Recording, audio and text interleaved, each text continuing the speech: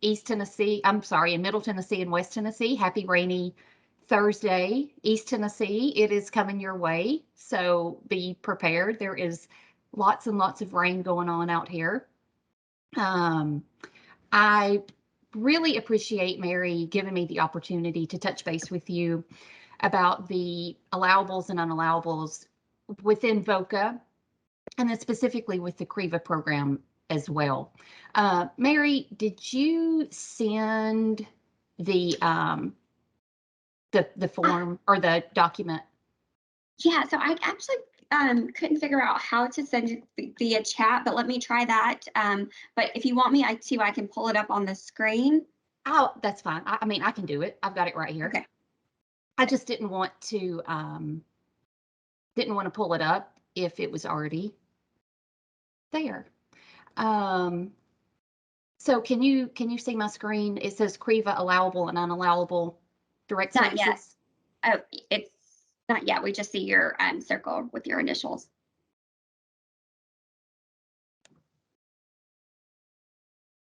There it is. Okay, great. So this is a very short, condensed document of the CFR. The CFR is the Code of Federal Regulations that is very detailed, and I'm about to show you the CFR. It is very detailed.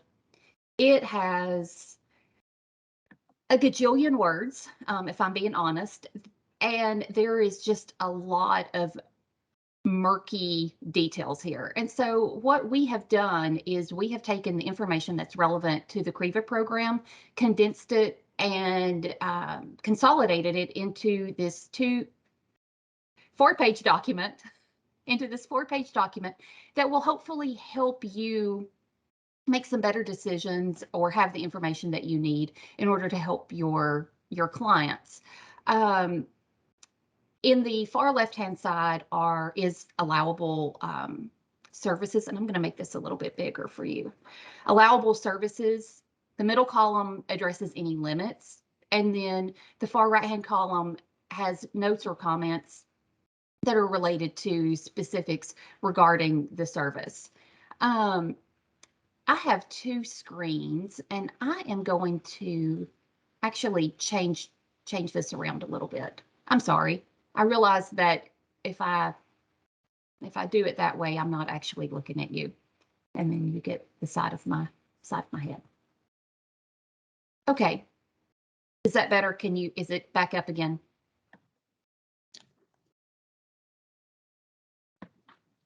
It is not.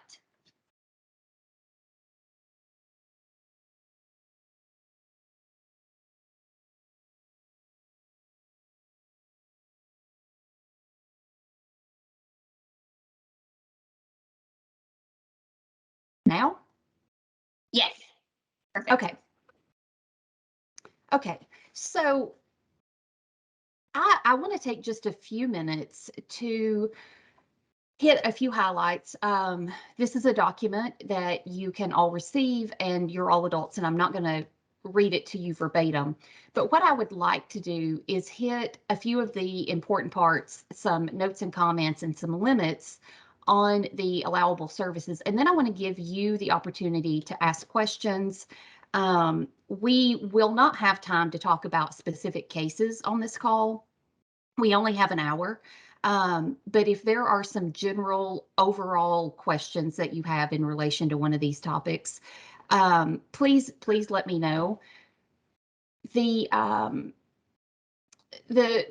The first one here is crisis intervention services, and crisis intervention is, you don't have to be a licensed therapist to provide crisis intervention services.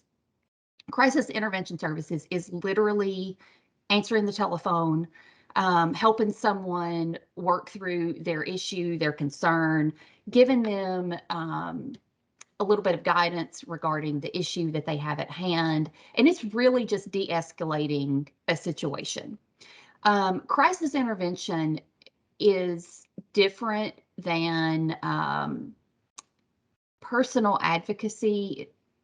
That should be on the list here somewhere. No, personal advocacy is here it is, personal advocacy. Personal advocacy and emotional support is different from crisis intervention. In that crisis intervention is you are really almost kind of talking someone off the ledge, as opposed to personal advocacy is you might be checking in on them. You might be following up to see if they need any additional information. So crisis intervention is an allowable service that you as an advocate with the CREVAA program can provide. Accompanying victims to hospitals, that's, pretty cut and dry. You can, if somebody is in the emergency room as a result of their victimization, not just because they're in the emergency room, but or in the hospital as a result of their victimization. If you want to go in, check in on them, that is completely fine.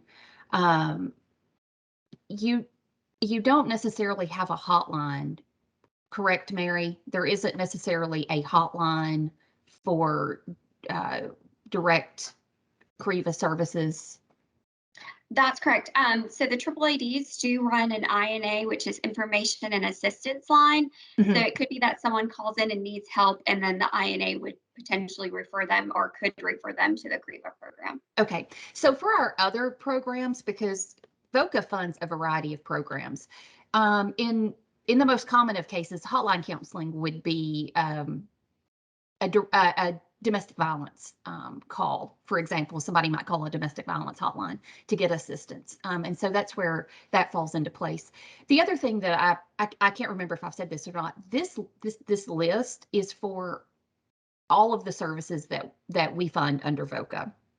We have tailored it to CREVAA by removing some things. For example, forensic exams. At no point would a CREVAA advocate ever perform a forensic exam, because that would be done by a sexual assault nurse examiner.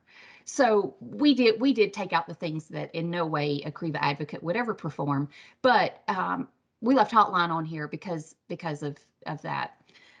Safety planning is getting people to safety, thinking about their next step. If this happens again, if this victimization happens again, what would happen after that? A safety plan is usually a document, but it doesn't always have to be a document. One of the biggest issues that I face very regularly with the other contracts, with this and the other contracts that I have, is emergency food. Emergency food is short-term emergency only. So in this case, it's 1 week or 7 days. But in addition to that, there are a multitude of community resources that offer food assistance. I live in Wilson County, and I can tell you, just last week, I was in Mount Juliet, and I noticed that there were 4 churches within a 1 mile radius that were offering food assistance. So I encourage you to seek the community resources that are available to you. Lots of communities have help centers, there are churches, and there are other groups that offer food. The food, as far as VOCA is concerned, that should be a payer of last resort. Emergency food is really only getting that person the food that they need. And typically it is for our instances, for our cases here, it is really only for domestic violence. So domestic violence victims who are fleeing their home in order to seek safety, those who are in domestic violence shelters. Food is not one of these services that just is automatic. It just doesn't happen. And just automatically buying food just because you know someone needs it is not an allowable expense. Emergency housing. So emergency housing is assisting someone to flee their situation and getting them to safety. So that could be rent, deposits. It does not pay for back rent, absolutely not for mortgages or prepaying any types of services at all. We added here to prepay rent, but I also want to add that we cannot prepay anything. So if you cannot sign a client up to receive a year of XYZ services, so it can only happen at that time. TCAD has implemented some additional guidance regarding emergency housing. And that information is there for you to follow. But I'm pretty sure that Mary's already covered all this before in relation to housing. But emergency housing is literally getting that person to safety. And just because someone lives in a house that maybe isn't safe to live in, that doesn't necessarily qualify them for housing assistance. So, for example, if you are providing assistance to someone because they are a victim of DUI and you go to their house and you realize that their house isn't safe, that doesn't qualify them to get emergency housing assistance because it's not related to the victimization of DUI. There are two instances here where short-term assistance can be provided.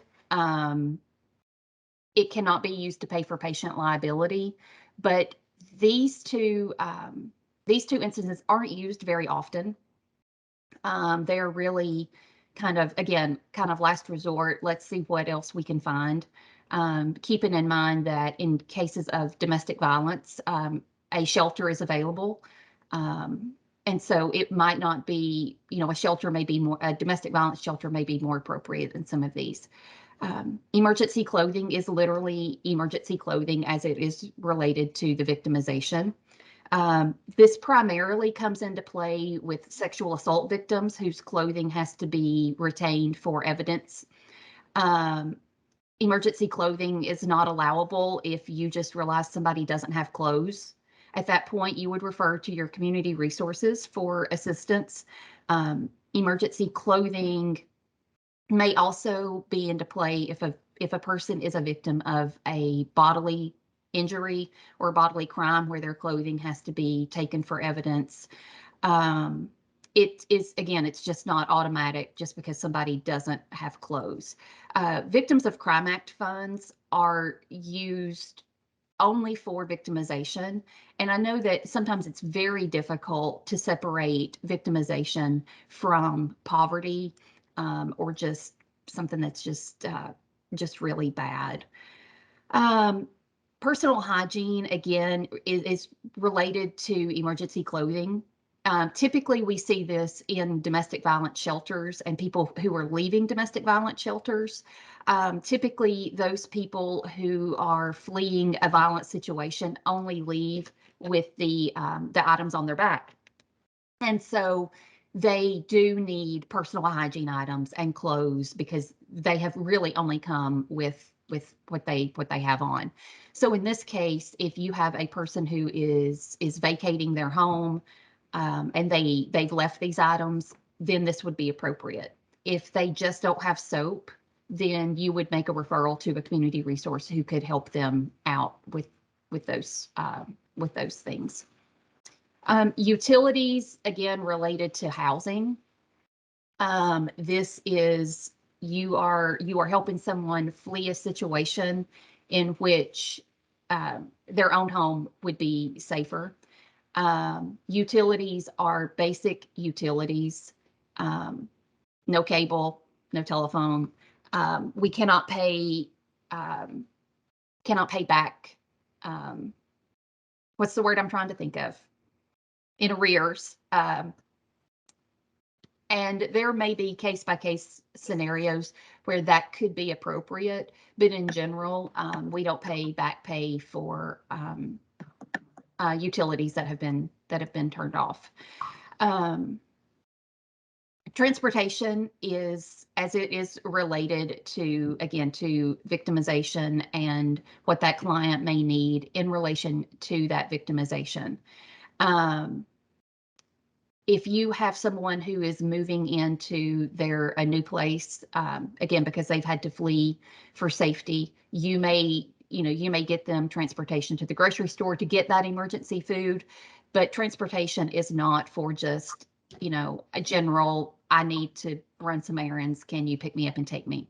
There are other community resources that are available to that, available for that. And so rely on those community resources. Medication is appropriate. However, it is only for emergencies and it is the payer of last resort. So if it is not the typical, if it's not something that can be covered within 48 hours, the payment cannot be covered within 48 hours, then it would be okay to pay for emergency medication. However, CREVAA has implemented a policy that no types of narcotics can be covered.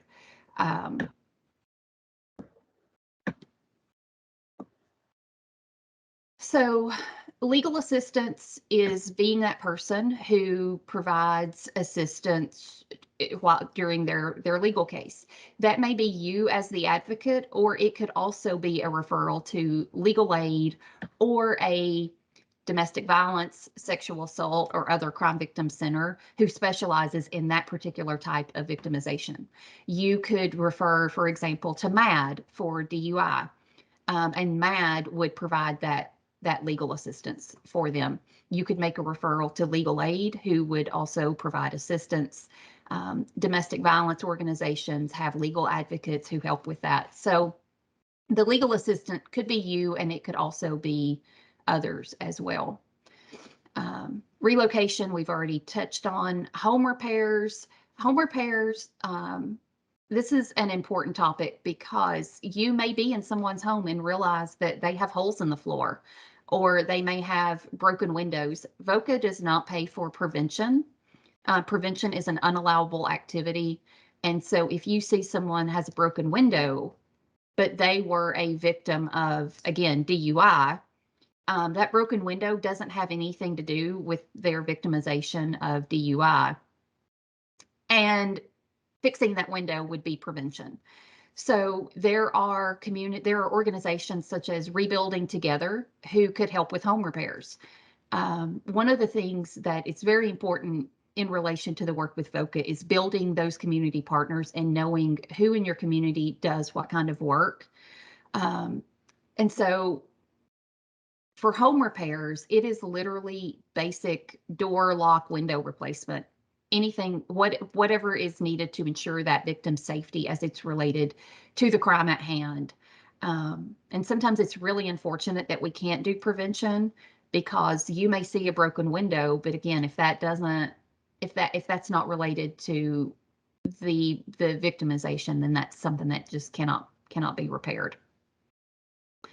Durable medical equipment only if it's related to the crime. So if you need to get a potty chair, that's not related to the crime, unless someone was assaulted to the point that it maybe broke the chair. I don't know. I can't think of a good example on that one, but keep in mind there are community partners who have such things, and so reach out to them and build those community partners. So therapy and counseling.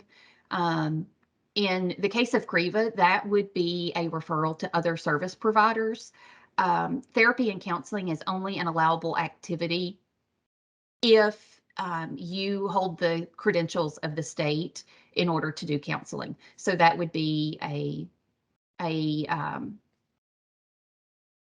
licensed therapist, PhD level psychologist. And so in this case, you would just make that referral out for them to have therapy. Cell phones, this is only allowable if it's necessary to ensure a victim's safety. So an example of this could be maybe a victim of domestic violence or sexual assault or elder abuse, whose the offender is maybe paying the bill. And so because they're paying the bill, they can still get access to their records and see where they're located, and or stalking, I guess, would fall into that category as well. Cell phones cannot be over $500 because that would make it equipment, and that bumps it into a different category as far as being able to track that purchase. Furniture is used very, very, very rarely. It is very rare to purchase furniture for a client. We primarily refer to other community resources. This would typically only be in a case where someone is fleeing their home or leaving a domestic violence shelter where they have to set up a new place. This is not because somebody just needs a house, or I'm sorry, just because somebody needs furniture. And this would be on a case-by-case situation. And we would also ask, before purchasing furniture, what other community resources have you tried? So be prepared to show some sort of documentation that other community resources have been sought out before requesting furniture. Personal advocacy, we have already talked about. And then here are some allowables that are just, these are federal guidelines that are passed down to us that we in turn pass through. Any type of cash, vehicle repairs, transportation to and from work, copays and insurance premiums are not allowable. Subscription, pet food, vet bills, medical bills that are, oh, I don't see this on here, but this one just occurred to me. Medical bills that are related to financial exploitation. So, or any bills that are related to financial exploitation. So it just occurred to me that there are instances when people's bank account has been cleaned out, but they have bills that still need to be paid. I guess that would probably, Mary, fall into this category here of reimbursement of crime victim expenses. So an example of that might be if someone's tires were cut down in order to prevent them from fleeing a violent situation, we could not buy tires for them. We could not pay bills that are left as a result of somebody being a victim of financial exploitation. We would not be able to reimburse them for things that are stolen as a result of theft. Yeah, purchasing a vehicle that was stolen, that is not an allowable cost as well, or activity. Mary is a wealth of information as it relates to this. We do consult on some issues that might be one-offs or things that don't quite fit somewhere. And so she will consult with me, and then we have a VOCA person in our office who regularly reads and reviews the regulations. We also have the capability of getting federal guidance directly from VOCA if there is an issue. And then, of course, we refer here to the CFR for very specific information. So I just talked a lot. Who has questions? Mary, how do you want to do questions in the chat, or do you want people to unmute themselves if they have questions? And as I said earlier, we don't know, I don't know that we have the time to get in very specific cases, but I would be more than happy to answer questions as it relates to some generalities and overall questions. Yeah, so if you have a question, feel free to unmute yourself or type it in the chat, whatever you feel more comfortable with.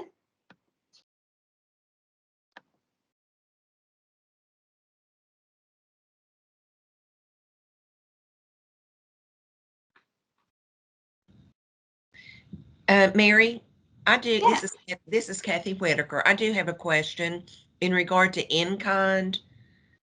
Are we going to have a discussion about in-kind and what's allowable?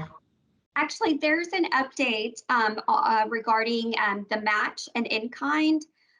So Laura, do you want to speak to that? Oh, yes, absolutely. I'm sorry, I forgot about that. So right now there is no match requirement for VOCA. and there is not a match requirement from now until their federal government says there is going to be match. The guidance that we received was there is no match while there is a pandemic going on, and then 1 year after that. Who determines when a pandemic ends? I don't have an answer for that one. I'm assuming the CDC maybe, but so right now there is no match. And what I had suggested to Mary is we don't actually know when there will be match again. And so let's just cross that bridge when we get there. Once we know that there's going to be match again, then we'll do another training about match. But I don't want to give you all this information that you don't need, because it's kind of a moot point right now. Okay, thank you. Good morning. Thank you so much for this information. It's terrific. Regarding the match, what date do we go back to that no match was required? So I sent out emails to all of the AAADs with the information about what your match amount is for the current contract. So that gives you I think it's the 20% on whatever you spent from July through October 1st. And then you have the entire contract period to make that match. Mary is correct. Yes.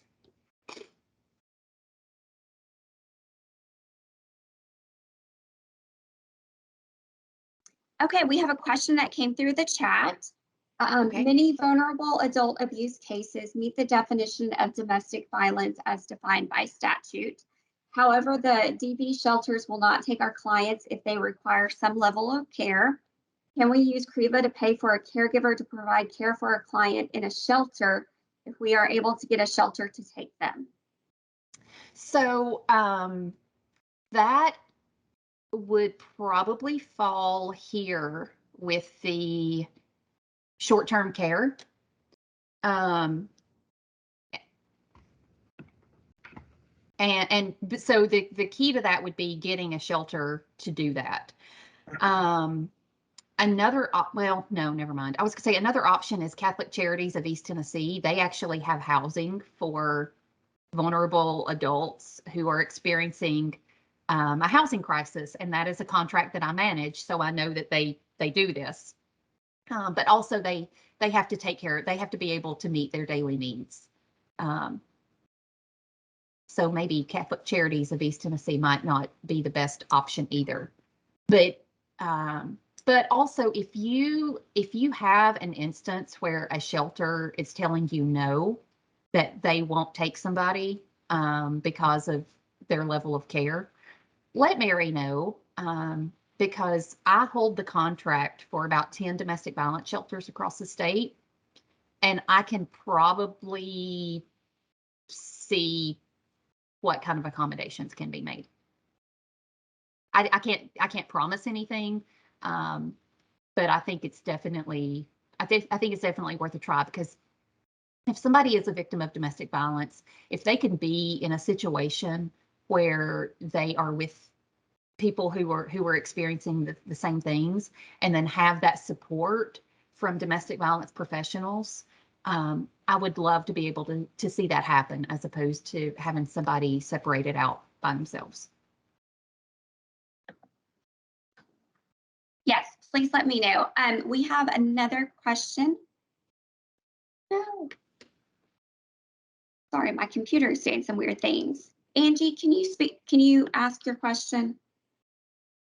Yes. Does the life-saving medication still need to be lost or destroyed before CREVAA can replace this, which is in our current policy? And can you provide examples of when CREVAA is allowed to pay for life-saving medications like heart medications due to being removed from the home, or they were left and abandoned with only the clothes on their back? How can we go about paying for those things and getting those taken care of for that individual? Mary, do you want to answer that one? Yeah, so I think if you can go back and pull up the the 4-pager, and it speaks to medication, right? So it's really in emergency situations when there's no other payer. So if the person has insurance, then obviously the insurance needs to pay. And then when the lack of medication is tied to the alleged crime, so an example of that would be an unlicensed facility where the allegation could be abuse and neglect, and the neglect would be them not getting their life-sustaining medication. So if it was like heart medication, that would be fine. If it's something that's over the counter, like like Tylenol or something like that, Pepto, whatnot, that wouldn't be considered life-saving medication.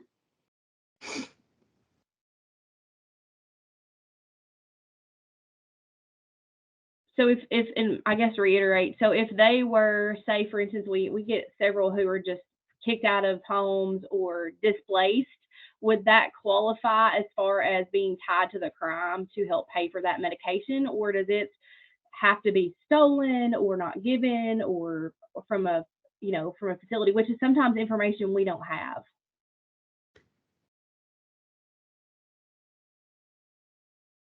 Well, I would go back to being kicked out of a home or displaced. Being kicked out of a home or displaced doesn't necessarily make somebody a victim of crime. Let me say abandonment. So, let's do abandonment.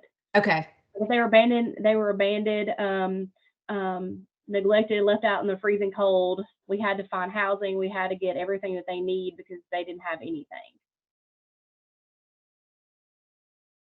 They're abandoned by a caregiver is ultimately what we see typically. Okay.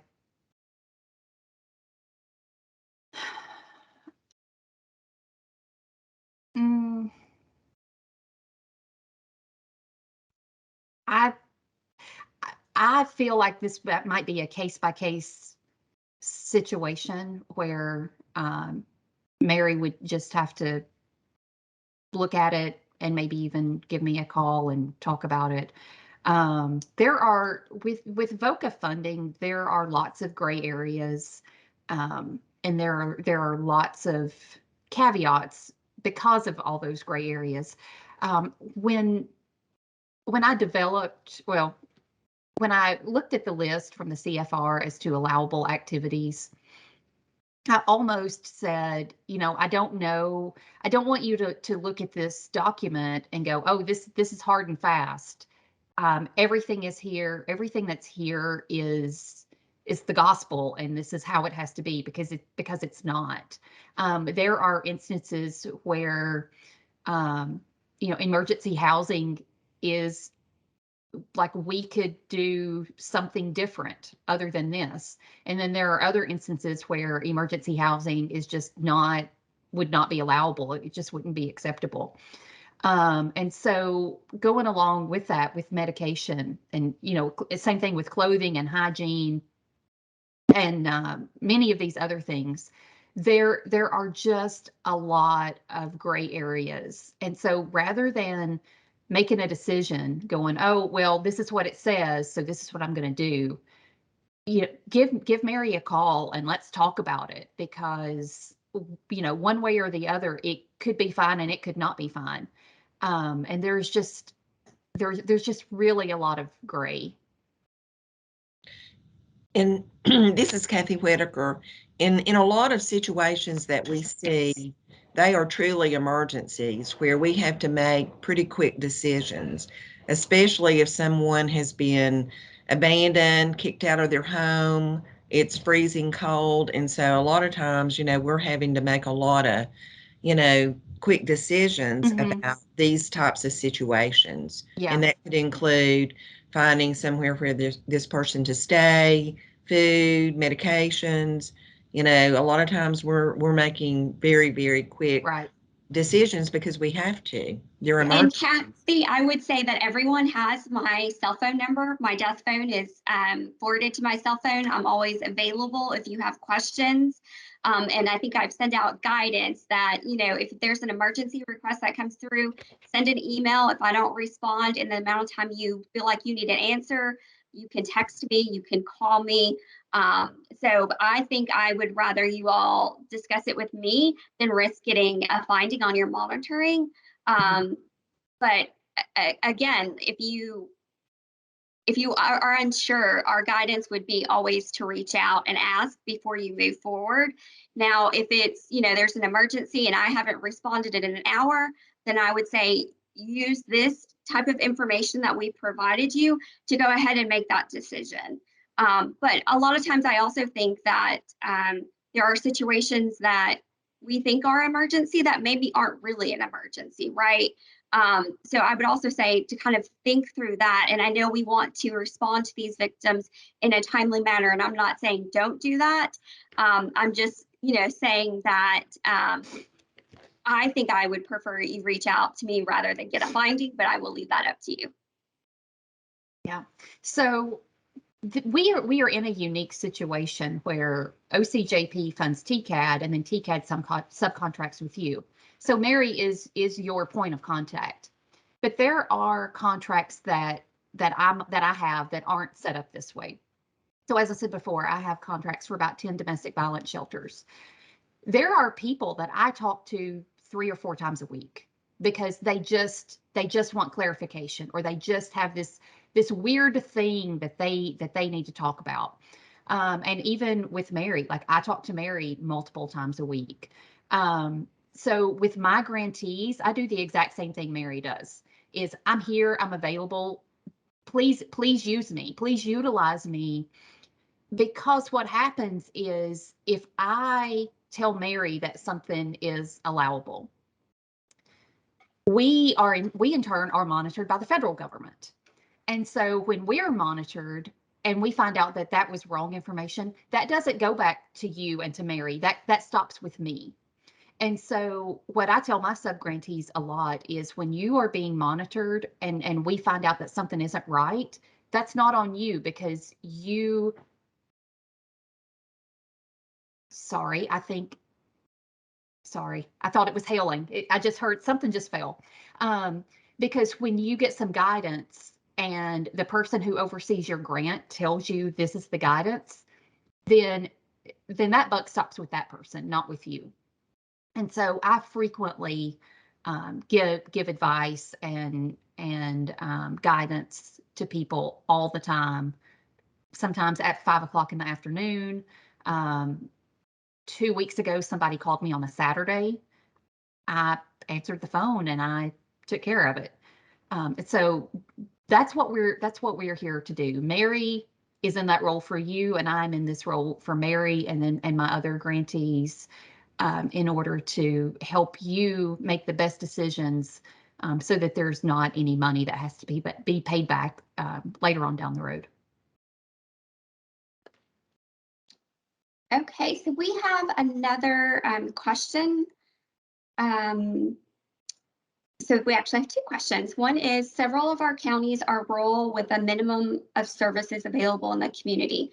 Does CREVAA take this into account? And if that's your question, you may want to elaborate and how are you asking if CREVAA takes it into account?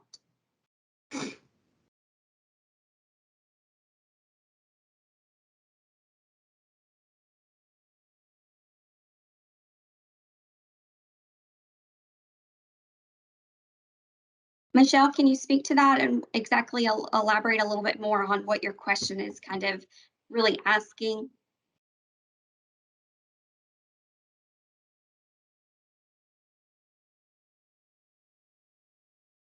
Okay, let's move on to the next question and see if she unmutes or types anything else.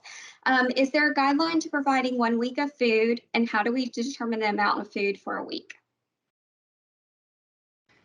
So again, I'll go back to just emergency food. So you're looking at emergency food as it relates to this victimization, not as it relates to I'm just in this house and I see this person has no food and they're hungry. So in thinking about that, that's typically going to be when somebody relocates from their home, or if someone has, maybe all of their money is taken. And so what would this person need to get them through a week's worth of food? It may look different for different people. In some cases, it may be basics like bread, milk, eggs, some canned food, some meat, and maybe microwavable meals. I don't have a good answer on that. In other cases, it may be that this person has all the basics. They're not starting from scratch in a brand new place. This person may have all the basics, but because all of their money was stolen and it's going to take the bank 3 days to reverse some of the charges, they might just need a few meals to get them through a few days. Just because we say 7 days doesn't necessarily mean it's 7 days. If the bank is giving their money back within a couple of days and they can move forward, it might just be that you need to get them a meal for 24 hours. This is one of those things where it really is a case-by-case scenario. Just because we say 1 week doesn't necessarily mean you need to load up $400 worth of a week's worth of groceries. What does that person need in relation to how they've been victimized? And so really consider that as opposed to just doing like an automatic checklist. So an automatic checklist might be, oh, you're out of food. Well, you get a bag of beans, a bag of rice, a loaf of bread, and 3 cans. That might not be what that person needs. Also, keep in mind, use your community partners, use your resources. There could be a help center that already has a week's worth of food already boxed up. Use that. And as a follow-up question, is there a set amount that can be spent on 1 week's worth of food? Yeah, so I don't have an answer on that. You use your judgment again based on what that person needs. I would say, $400 worth of food for a week is probably a bit excessive.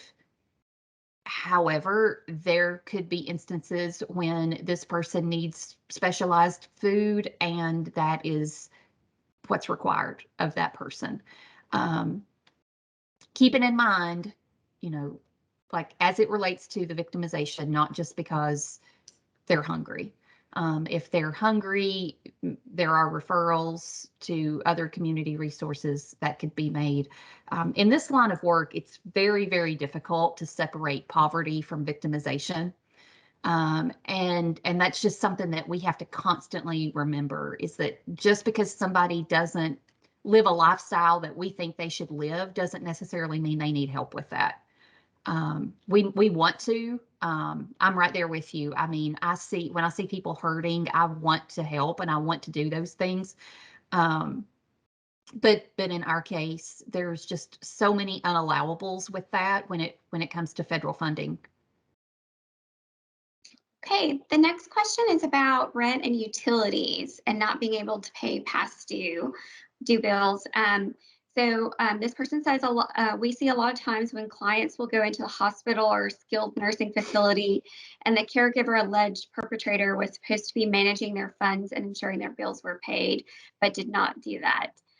When the client returns home, there are bills overdue or perhaps they're threatened with eviction. Can CREVAA assist with this? I work in an area where there are a handful of community services. It's very rural with little to no resources.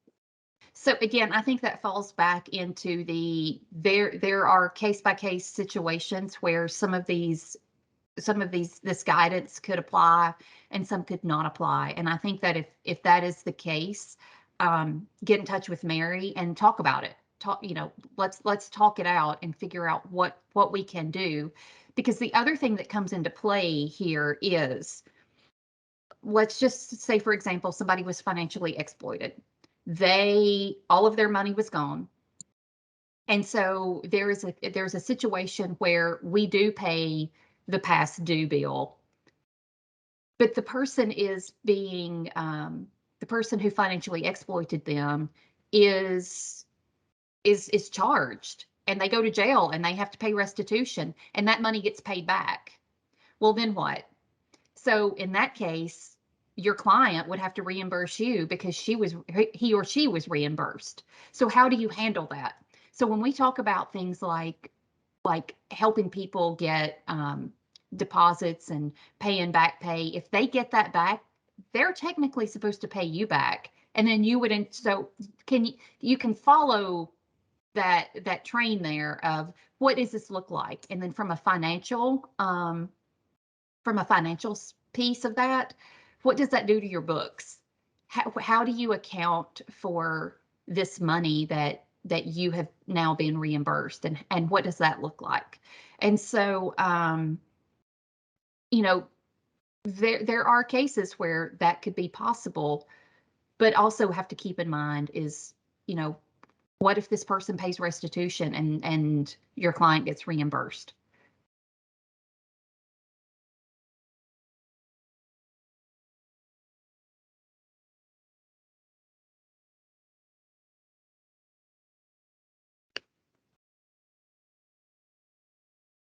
Hi, this is Joyce Reed. I'm the field director for APS. I just want to, I've one short comment and then one question, or actually a point of clarification for our staff.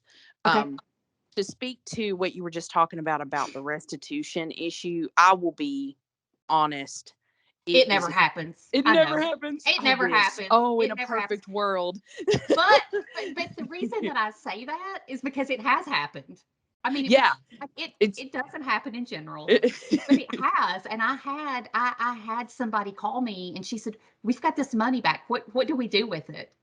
And I said, "Well, let me ask our fiscal office because that was on last fiscal year, and I think we've already closed that out." And so like it really just created an issue, and it was around $2,000. Wow. So yeah, I mean somebody actually did what they were supposed to do. But Go in general, figure. I know That doesn't happen in our world, right? It just doesn't happen. And that's something for us to think about as a program also. You know, what path does that lead us down, right? The other thing I wanted to just clarify, you were mentioning this earlier, and it's kind of been tied back to a few times. When we're making referrals to CREVAA, we need to be able to articulate how the need that we're requesting, whatever the service assistance funding, whatever it is that we're requesting, how it ties back to a crime.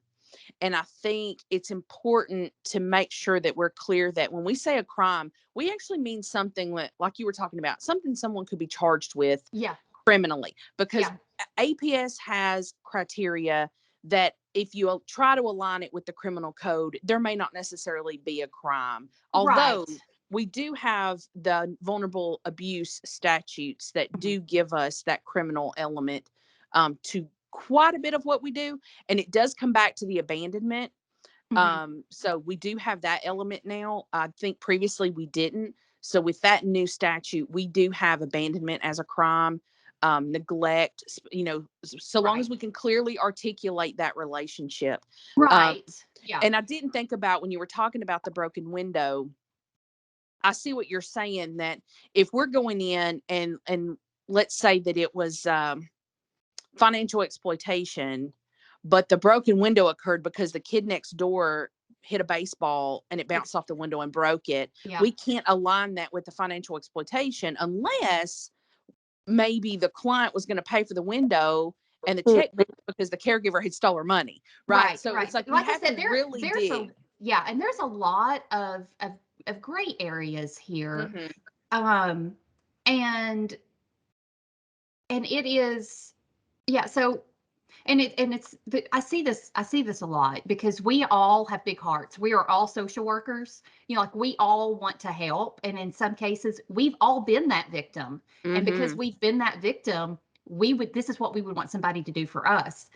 Right. And out of our hearts, we can do that. But when we're talking about federal money, like, well, we can't pay for your cockroach removal because, I mean, unless somebody has assaulted you with cockroaches, maybe, I don't know. I mean, it's not out of the realm of possibilities.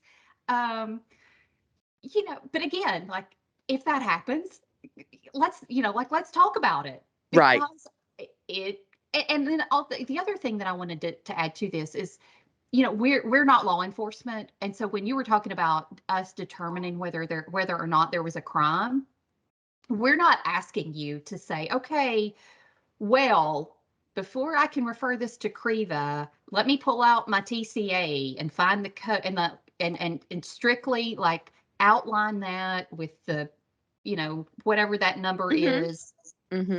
Just assault is good, like this person is a victim of abandonment. This person is, we can leave that up to law enforcement as to determine whether or not these steps actually happened.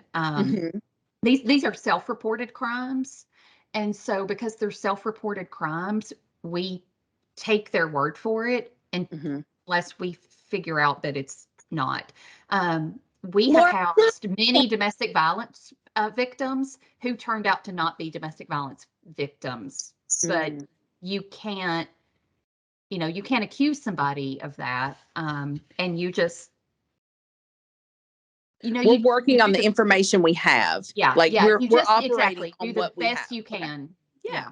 Yeah, without and hiding this is Mary. information. I'd like to jump in. So abandonment, so TCAT is using the definitions in criminal statutes. So sometimes the APS definitions of what a crime is or could be is not what our standard is. Okay. So I just want to clarify that because I think there's probably some AAADs on the phone saying, hey, Mary's told me that abandonment didn't apply because it wasn't someone who had the responsibility to care for the alleged victim. Yes. So Right. Yeah. our There are caveats that we have to make adjustments for because our criteria is not identical to criminal statute. So that's, I think like what you're speaking to, that's where a conversation is had to figure out is this appropriate? Is this something we need to try to pursue, or are we missing something? Because it could be that the information is there. We haven't fully investigated it to the point we can ascertain it. But yes, I totally get what you're saying. It's also, while CREVAA advocates and CREVAA staff cannot investigate, it's also their responsibilities to ask enough questions so that they understand the needs of the alleged victim and that they're not just looking at your referral form or the 1215 and saying, this person needs this, so I'm going to make sure they get it. It's their responsibility to ask questions so they understand the needs of the alleged client and whether that falls under the alleged crime. Absolutely. Right. And I will tell you that this also happens with our other types of specific victimizations. So if you do, for example, you're a victim of sexual assault and you go to a sexual assault center for an intake, they're going to ask you, what brings you here today? They may not actually say, we need for you to describe your rape in detail, but what brings you here today? Well, if that person says, I was just out for a walk and I thought I would stop in here, they're probably not going to get any services because nothing that they said leads that person to believe that they're a victim of sexual assault. But likewise, if they say something terrible happened, I can't give you a lot of details right now because I'm still trying to process it, but it was related sexually and I would love to talk about it and process it with you. But just all the details aren't really coming out right now. That, like, that's fine. They work with them and they get, but then through that conversation, as they learn that, oh, this person just had a dream, it wasn't real, it was a very vivid dream, they refer them to the appropriate resource and then move on. Like, okay, we can't help you with that. Let's send you over here to ABC. So we have one more question to clarify. It's not set in stone that we cannot pay back rent utilities to keep someone in their home due to financial exploitation. CREVAA must provide the situation to TCAD for VOCA approval. I would say, I know that Laura said that sometimes there are situations where it's decided on a case-by-case basis, but TCAD has made it very clear that we do not pay back rent or utilities. And part of that is, it goes back to what Laura said about can't pay bills that are left as a result of financial exploitation. It goes back to that. So I just want to make that clarification. Mary is correct. So the federal government gives us guidance. We can strengthen that guidance and narrow it. And then with our subcontractors, they can further strengthen and set their own guidance from that. And so while that is the case, TCAD has said they are not doing that, and we fully support that. And there's a lot of reasons, because sometimes it's difficult into how much were they financially exploited? When did that financial exploitation occur? Did it happen a year ago? Or, they were only financially exploited $100, but they're back due $1,000 in rent. Correct. It gets into a lot of those things that we were trying to make our policy and our requirements as clear as possible to help our CREVAA staff understand what's allowable and what's not, and not get into those situations where you felt like you have to make a decision, and then that might potentially lead to a finding down the road. Thank you, Mary, for that clarification. One question, just if in the event that someone is, for say, like that example, they are evicted because they don't have a way to pay, they've been financially exploited, which causes them either to go to a homeless shelter or to seek alternative housing. As an advocate, what are your recommendations on what we need to do moving forward when that person has nowhere to go? They can't get into the shelter because of their vulnerability or their disability, and they don't qualify for any type of long-term care housing. And this, I'm just saying this, we actually had a client this happened to, and we couldn't get into housing because it wasn't domestic violence, it was financial exploitation. So the hospitals are holding them, we're telling them to send them to the hospital, and we just don't really know what to do in those events. And if you guys can provide any guidance, that would be very helpful. So in relation to the financial exploitation, I would ask, what is the bank doing to reimburse? How long is that going to take? Then again, I know that a lot of you don't have a lot of community resources, but there are churches that have benevolence funds. Many years ago, I worked for a social service organization, and we were helping a mother get into her own place. And I ended up getting $100 from my church, $100 from the Presbyterian church, $100 from the Methodist church. And she had something like, it was a matter of pooling resources in order to get what this person needed. And so there are, again, they're out there, but you may have to pool them and make them work. So let me just ask, and we do that, but when there is an immediate need, like eviction is today, no place to sleep tonight, what do we do? That is, I mean, my question to that would be, if they're a victim of crime, and eviction is today, how long have they known about the eviction? When did you get involved? There's a lot to that question, as it relates to financial exploitation. And I think that is a conversation, like a one-off, like, let's just talk about it. Let's see what we can figure out. Because there could be some possibilities out there. Like it just helps to talk things out and find the answers. And I know that you have instances where there are emergency cases, and sometimes we just don't always have the answers right now. And so, let's talk about those with Mary and figure out what we can do. Yeah, because I think there's going to be several questions that you would need to know the answers to, like, is the eviction legal? Do they give proper notice? Has it been the proper amount of time? Can you work with the client to talk to the landlord to see if he or she could do a payment plan?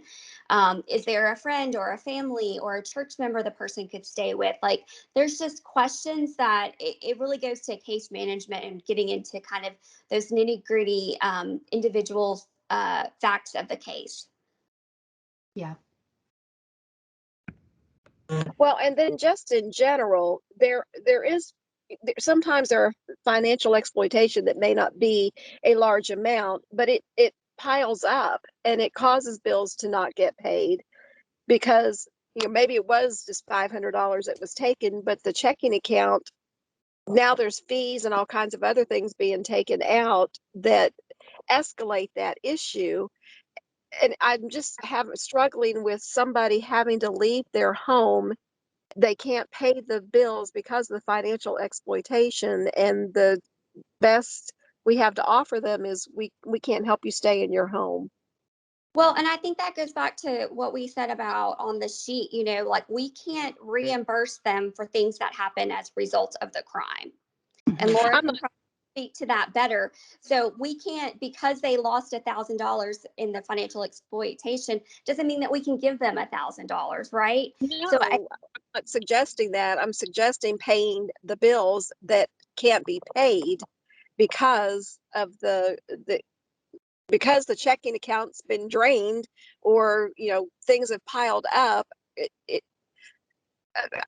I mean, we have this happen all the time, where especially with financial exploitation, and it just seems to me the best option would be to keep that person in their home and make sure their bills are paid and make sure that their utilities stay on. There may be things that get straightened out later, but the lights are going to get turned off if the bill isn't paid. So I'm just trying to understand, and the needs are often urgent. They're not, let me make 10 phone calls and see what I can pull together. A lot of times. Let me go back to what Laura said at the beginning. CREVAA falls under VOCA. VOCA was created for services to domestic violence victims, right? So we tried to put a square peg in a round hole. We tried to fit CREVAA into VOCA. So there are requirements because of the federal government and because of the CFR and because of policy that we have to follow regardless of how we personally feel. And I empathize, and I know it's hard. And there have been times where I'm like, I'm just going to go get in my car and drive to make sure that person has food or make sure that they have a place to stay, all of those types of things. So I understand your frustration. I do, but we have very specific program requirements that we have to follow, and those are not really negotiable. Yeah, and earlier it is really hard because of who we are. We would not be in this field if we did not have the heart that we have. And sometimes it is really, really hard to be able to put a Band-Aid on something and say, this is all I can do with this pot of money. However, let me refer you to XYZ. And I know that there are a lot of rural parts in this state, and I know that there are some cases where that's all you have, and it's really, really hard to do that. It is really hard to put a Band-Aid on something and walk away from it and hope that nothing else happens. I completely understand, but we do have these guidelines that we have to follow, and sometimes, the best you can do is just this. I had a conversation last week with the executive director of a shelter, and there was somebody said, okay, I'm done with my shelter. I'm going to go back. And she was very, very, very badly injured, hospitalized. And it's heartbreaking every day because they just had to let her go, knowing that what they suspected was probably going to happen, and it did. And sometimes that's just how it has to be. And I think, unfortunately, CREVAA just isn't the answer for all of their problems, right? These people have, just by nature of being, I guess, vulnerable, that they're put in, these situations and these things happen to us. But CREVAA wasn't designed to fix everything for them, right? And I think that part of my question isn't I'm talking about when there is a crime of financial exploitation that leaves somebody without the money to pay their bills. It's directly tied to the crime. And yes, we can pay their current bills, right? So we can pay their rent and we can pay current utilities. but we cannot Yes. back pay and we cannot prepay. And cannot pay a mortgage. Yes, or property taxes, Yeah. or anything like that. This is Kim Winters. I have two questions. So, in regards to clothing, which is pretty much our most common request, say we have an order of protection to remove someone from a home, and they cannot keep their clothing because it's, may have drugs on it or bed bugs and things like that. So it would be helpful if we had a guideline what constitutes one or two outfits. So is that in the wintertime, would a coat be appropriate as part of their outfit? Would shoes be appropriate? And again, this is an emergency situation where they've been removed from the home. They're going to be placed somewhere else safe, but they have nothing to take with them. And then my second question is, how long is it before, when a crime occurs and say we don't know about it, financial exploitation, they're not aware of it immediately, Right. but maybe a month or two, is there a limitation on when the crime occurred? And if you could answer those, I appreciate it, or give a guideline as to what we can purchase clothing-wise in event of emergency as it relates to the weather and that kind of thing. Thank you. Yeah. So I think it's, shoes and coat is completely appropriate. It's what they need, especially considering the weather. And then if you need additional things, work with your community partners. In relation to the crime itself, VOCA has some guidance around the length of time. So for example, if somebody, it's February, they check their account, they realize that, they're overdrawn and somebody got into their account in December, completely appropriate.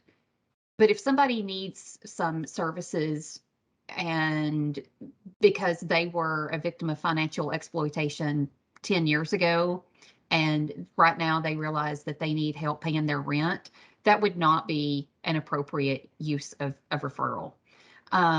If somebody is, an older adult who was a victim of sexual assault when they were a child, and something has triggered them and they need counseling, it is completely appropriate to refer them to counseling because they've just been triggered and this has just been brought forward to their memory.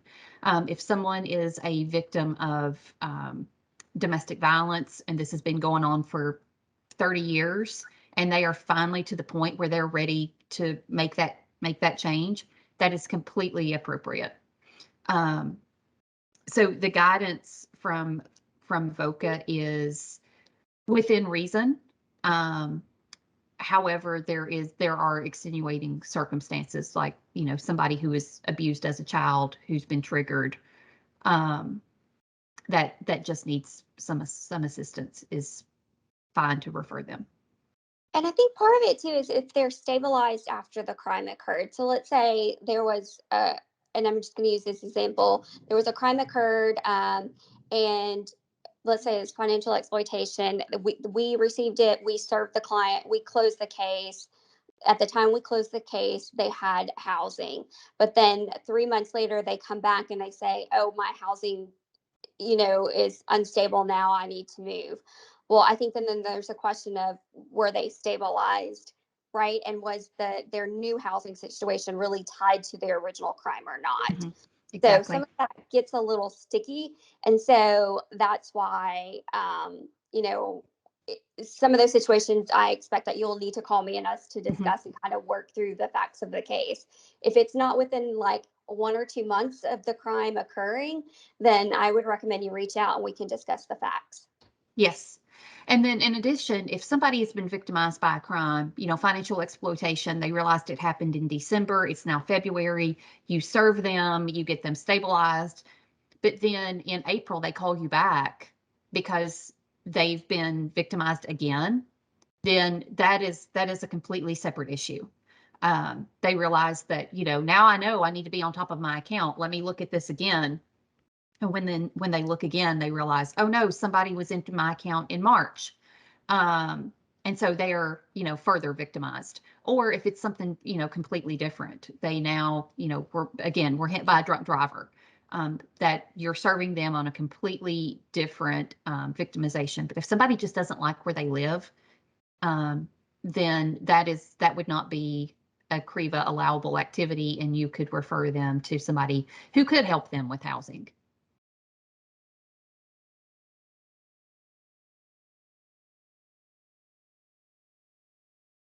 Okay, so I want to be mindful of everyone's time. I know we are actually 16 minutes over. Oh, wow. I didn't pay attention. Sorry, Mary. No. I appreciate you giving us so much of your time and being so gracious with answering all of our questions. If folks still have questions, they can send those questions, shoot me an email. My email is mary.r.lee@tn.gov. And I will try to respond to those questions as soon as possible. But again, thank you everyone for joining us. I will send out the document to everyone so that they'll have a copy of it. If you do not get it, feel free to shoot me an email. I think that we might have some people who are on the training who might not be on the meeting Outlook. So if that's the case, then just shoot me an email and I'll make sure you get the form. So thank you again for joining us, and I hope everyone has a good rest of their day. Thank you, Mary.